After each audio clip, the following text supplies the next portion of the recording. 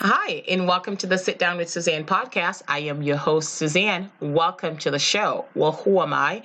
I am a author, a life coach, a minister, a motivational speaker, and a leader with over 20 odd years of experience leading multi-million dollar corporations. And I am here for your listening's pleasure. For those of you joining for the first time, welcome to the show. Stick around. For those of you that are my returning listeners, I thank you. Thank you for listening, for liking, for subscribing, for sharing. I appreciate each and every one of you. And I also want to mention that I do buy me a coffee, and I mentioned it on the last podcast. So at the end of the podcast episode, in the links, you can see the link to buy me a coffee. Now, y'all know that I'm a tea drinker, so you can go ahead, and I promise you I will not buy coffee. I will buy tea, but there is no buy me a cup of tea. So it's another way for you to sponsor the podcast. Again, it's right at the bottom at Positively Susie. So buy me a coffee. So I am here to talk about when do you start over? It's a conversation that I've been having a lot, this pandemic here, just a lot of things have happened, right? People have failed at a lot of things. And, I think throughout our whole lives, we have failed. But when is it a good time to start over?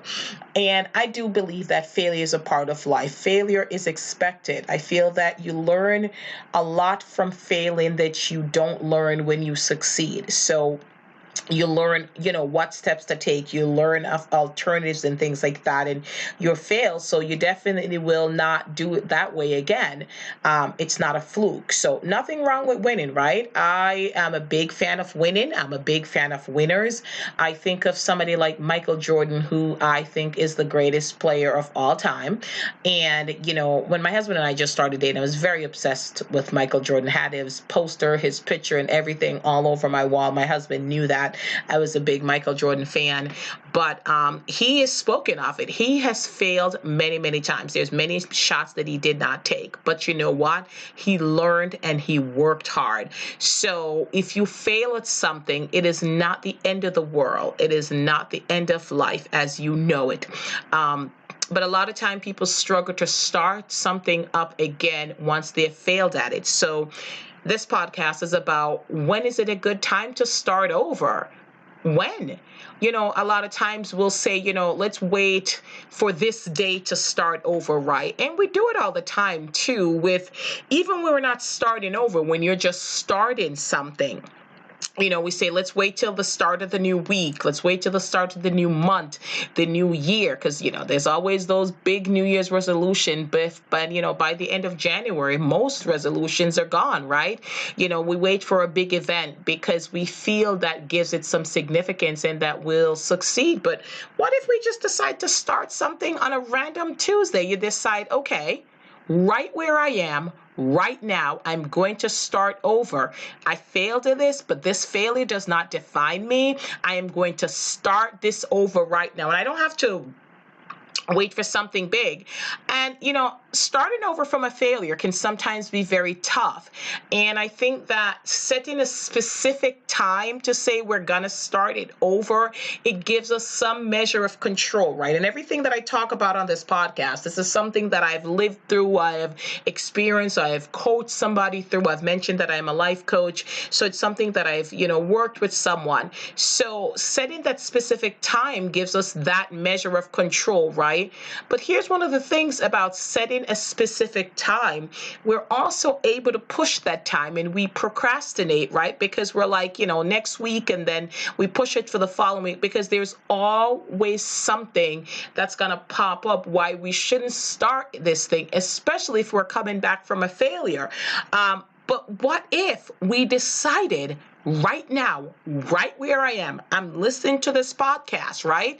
And I'm going to start right now at whatever time it is, even if it's an odd time of the day or night that you're listening to this podcast. What if you decided, I'm just going to start? I don't need a special date. I'm just going to start. Listen, I have certainly failed at a lot of things, and some things that I definitely know that I cannot do. But when it's something that I'm passionate about, going after my dreams and my goals, when I fail at it, I dust off. and I go back differently. I utilize what I have learned and I attack it differently because I definitely want to win.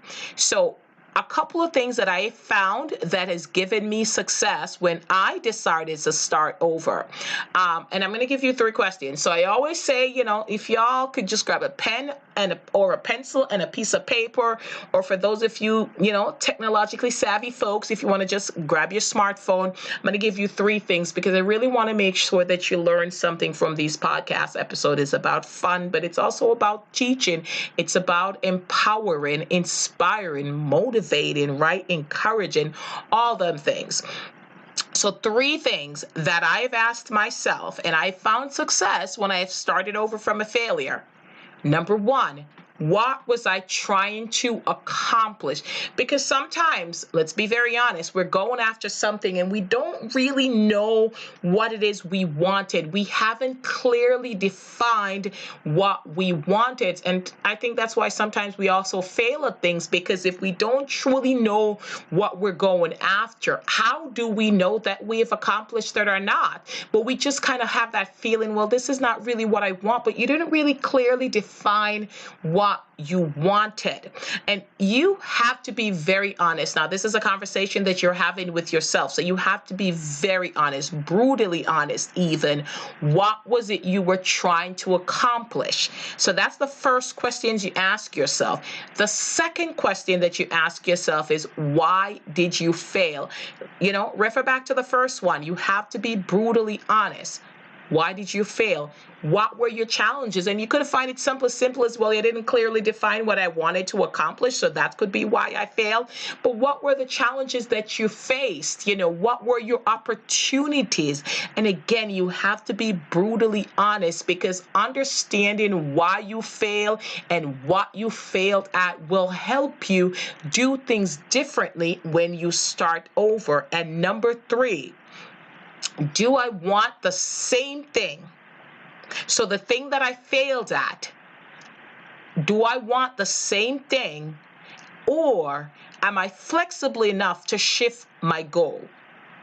Because you've already asked yourself what you were trying to accomplish. And even if you know that, let's say you knew what you were trying to accomplish and you failed at it and you figure out what were your challenges, are you willing to ask yourself, do I want that same goal? Do I want to accomplish that same thing?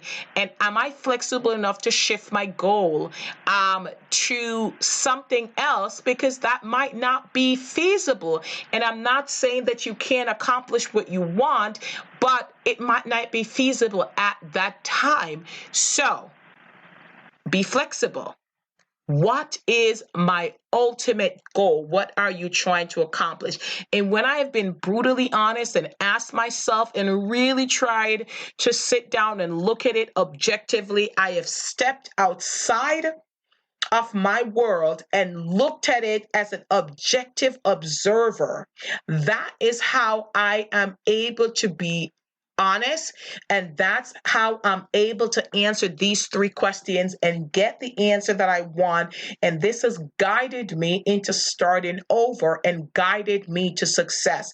I was having a conversation with a friend the other day, and we were talking about relationship, and she mentioned that she wasn't able to see something. And, one of the things I said to her is, like, sometimes when we're in the midst of something, it's hard for us to be objective. It is hard for us to see it. So we need to step outside. And it's sometimes when we're removed from that situation, that is when we are able to see what is happening. And, an outside observer can be more objective because they're not as emotionally invested. So they could see what is happening. So sometimes when you step outside of your world, that you're able to see. Quick example, I was a retail manager for years, and we would work and we'll set up these beautiful displays. So for those of you who don't work in retail, I don't know if you know this, but when you go to the stores and you see these beautiful displays and the different clothes hung, hey, we did that. Like the little workers, we did that. It's not no little magic elves that come in overnight and set the store up that you could walk in and gasp and say, oh, that's beautiful.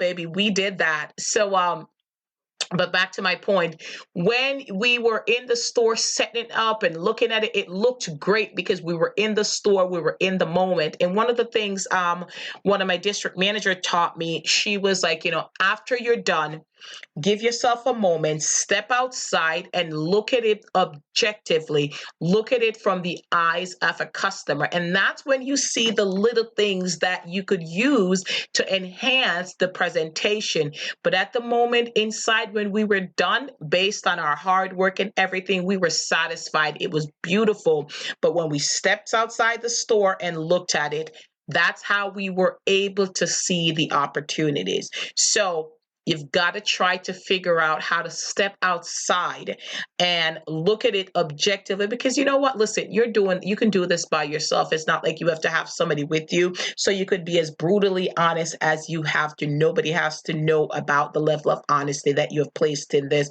But like I mentioned, those 3 areas are areas that I found success with when I was trying to start over from a failure. So I hope you wrote them down. And if not, you got to back up this podcast and listen to it again.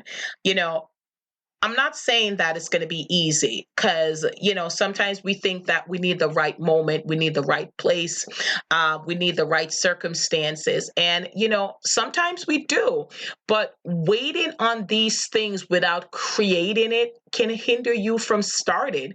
The truth is, you can fail again. And that is a fact that you have to think about. It's 100% accurate that you can fail again if you start over. But here's something that is 100% accurate, that is a 100% absolute. You cannot win if you do not start. I said it. You cannot win if you do not start. And when fear is keeping you from starting something, when fear is keeping us timid, we can't win because we're not starting it. And I'm not saying that we shouldn't exercise caution when we do things, but sometimes you got to let go and let God do his thing. All right? One of my favorite quotes, and y'all know I like quotes. One of my favorite quote, it goes like this: "The journey of 1,000 miles begins with a single step." And this is by Lao Tzu. And I apologize if I don't say it properly. So Lao Tzu, and it just really kind of simplifies it, right? Because you're thinking about, you have to walk 1,000 miles. And that is a lot. I hope I never have to walk 1,000 miles. But if you have to walk 1,000 miles and you're thinking about it, but it just simplifies it. It begins with a simple step. And if you stand there and procrastinate for 1 day, 2 day, 3 day, 4 day, and not take a single step, you'll still have 1,000 miles. But if you take that one single step, you'll be one less than 1,000 miles, and then 2 step, and then 3 step. So simplify it. A single step. You cannot win if you do not start. And y'all know I'm going to throw some scriptures up in here because it is all about faith for me. Hebrews 11:1. It goes like this: "Now faith is the substance of things hoped for and the evidence of things not seen." I can say it again. Now faith is the substance of things hoped for, the evidence of things not seen. Sometimes all you need is a little faith. You got to step out on faith, man. Because if you're constantly waiting to see the physical evidence of something, you're not going to start.